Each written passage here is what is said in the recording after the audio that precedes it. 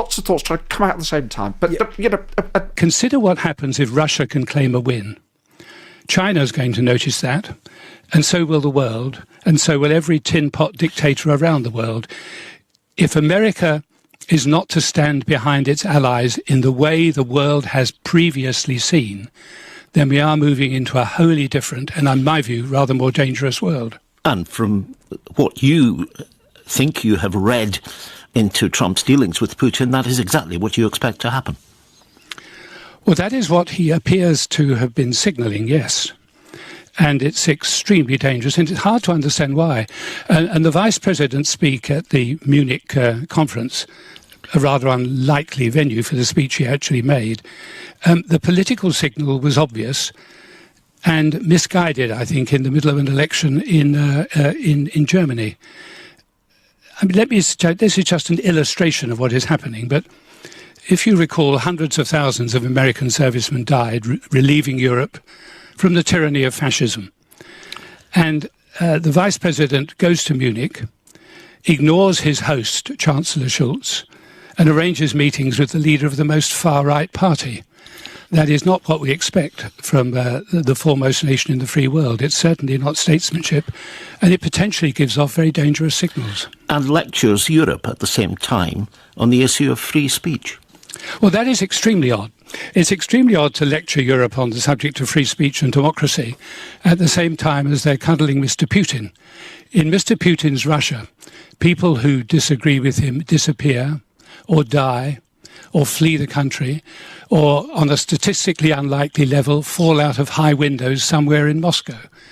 To lecture the West about democracy, it seems to be rather odd. He really should be doing that in Moscow or perhaps even in Beijing. One major destroys J.D. Vance on Europe and Ukraine.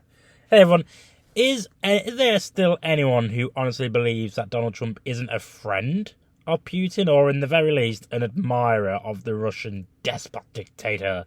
Is there anyone out there who thinks Trump wouldn't sell his own kids to a travelling circus just for a chance to have his ego stroked for 5 minutes? What happened over the weekend wasn't just foolish, it was incredibly reckless and incredibly dangerous. We saw the Vice President of the United States, an alleged ally, parroting Russian talking points, and J.D. Vance regurgitating the kind of nonsense you'll typically find in the comment section of a Tommy Robinson video. To top it off, he went and met with the leader of a neo-fascist German party right before the country's elections. Former Prime Minister John Major spoke out about how dangerous all this is. He said that if Russia claim a win, China will take note, and so will the rest of the world. Every tin pot despot dictator will see it too. If America doesn't stand behind its allies in the way the world has come to expect, we'll be moving towards a far more dangerous world. For what you can gather about Trump's dealings with Putin is that is exactly the kind of world that he seems to be pushing for, and it's incredibly dangerous. And when the Vice President made his speech at the Munich conference, an unlikely venue, but the political signal was clear, misguided but clear. In the middle of a German election, he goes to Munich, ignores Scholz, and arranges meetings with the leader of the most far-right party in the country. That's not what we should be expecting, folks, from the foremost nation in the free world. It's not statesmanship. It's bollocks, basically. He even lectured Europe about free speech while cozying up to Putin. To lecture the West on democracy, while Putin's Russia silences, imprisons, or eliminates those who disagree for decades. If you're going to lecture Europe on the freedom of speech, perhaps you should be doing it in Moscow. Go to Beijing and do it. See how that works out. Not Munich. If J.D. Vance wants to criticise democracy, maybe he should try doing it in Russia and see what happens and see how long it lasts. And why are Trump and J.D. Vance doing this in the first place? Is it because they're allies with Russia? No.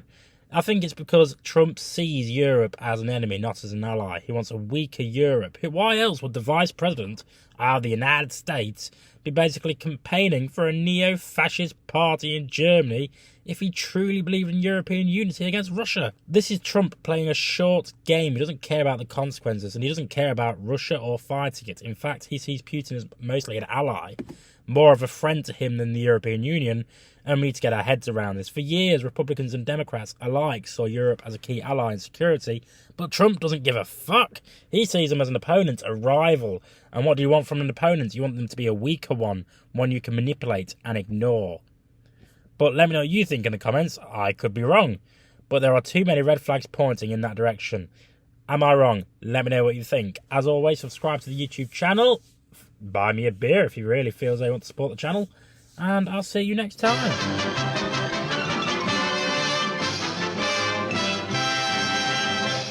You actually made it to the end of the video. If you would like to subscribe to the channel, which, why haven't you already, is somewhere over there. And also, if you want to watch more videos, also check out over there. I've been Jake from Just Jake. See you later.